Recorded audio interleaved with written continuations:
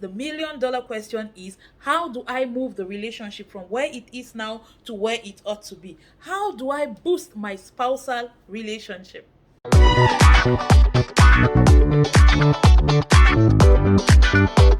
Hello and welcome to Ejairo's vlog. To my new subscribers, you are highly welcome to the family. To my returning subscribers, a shout out to you all because you are the reason why I'm still on this space. Ejairo's vlog is where I focus on travel, lifestyle and relationship. Unfortunately, I've not made any journey of recent, so I'm focusing on relationship and lifestyle for now. I'm a big fan of loving, healthy relationship, so I'm here to air my views and to answer questions, your questions on relationship matters, because the rest of our life is too long not to have a lovely, bubbling, thriving relationship. From the caption, you will see that today's topic is on how to boost your relationship with your spouse. This topic is quite broad, so depending on the time we have, I'll make it in form of a series. We'll handle maybe 1 or 2 parts today and the rest we'll handle later.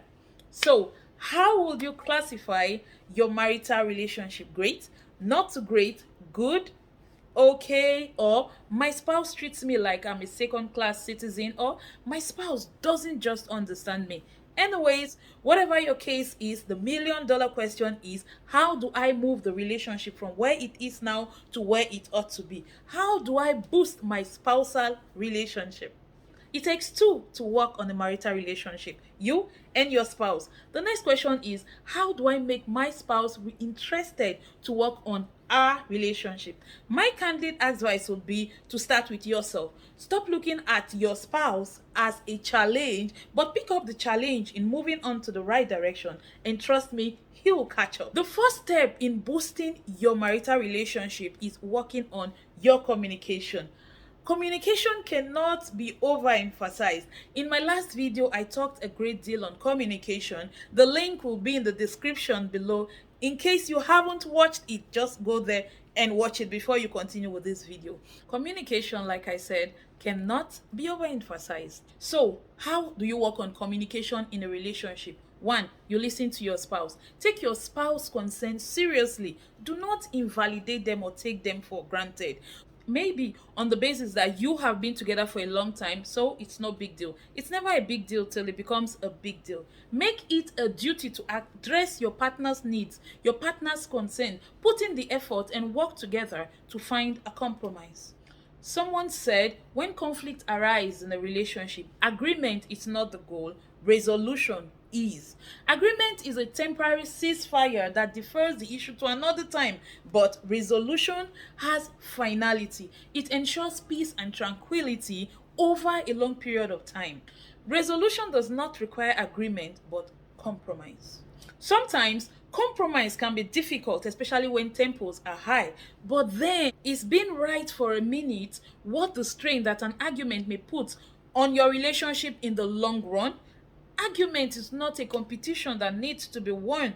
Certain things are not worth the frustration of an argument.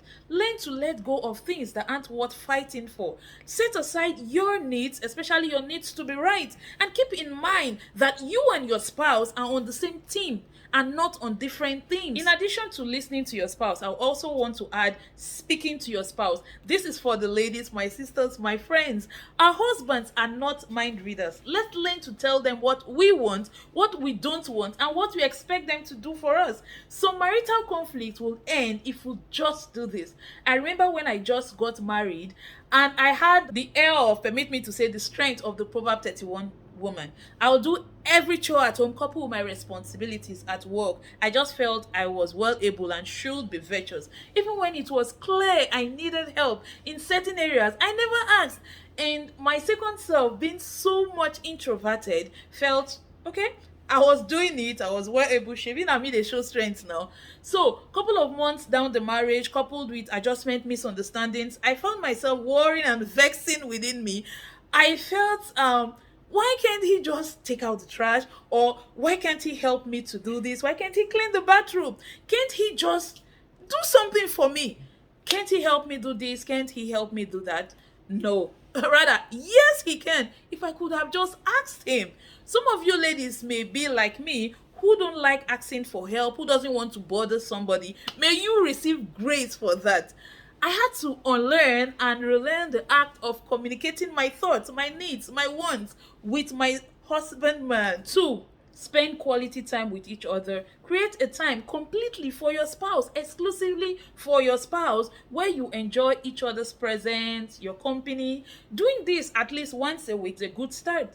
Quality time is one of the love languages, and peradventure is the love language of your spouse. Doing that will help build your marriage and boost your marriage a great deal. Spending quality time together could be in the form of having a getaway, playing together, cooking together, watching a movie together. Just look for what both of you will enjoy.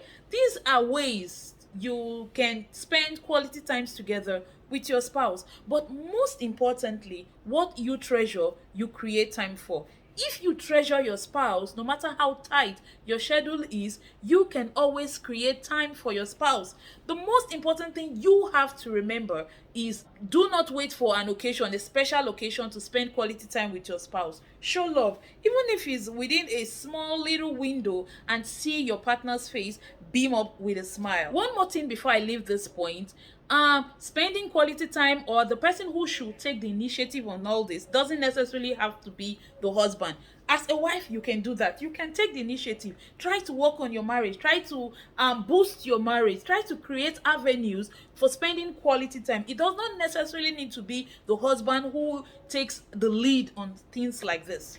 Thirdly, be honest and open with each other. This goes beyond telling the truth. It entails not withholding information or holding back something that should be addressed. Be vulnerable. Allow your spouse to be vulnerable with you. This can help build trust, foster a stronger bond, build intimacy and attraction in the relationship. So, on this note, we come to the end of this segment on communication. But let's remember, communication is very wide, and it's not something we can tackle on just one video, and it has various dimensions.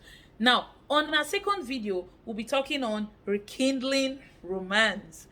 Stay tuned, tag along, and if you haven't subscribed, what are you waiting for? What are you waiting for? Please subscribe and turn on the notification so you will be updated when that video comes up. And please don't forget to like and share this video with your loved ones. Remember, this could be just what they need to save their marriage or boost their marital life. So please like, share, and subscribe. Thank you very much for watching, and have a great day. Bye.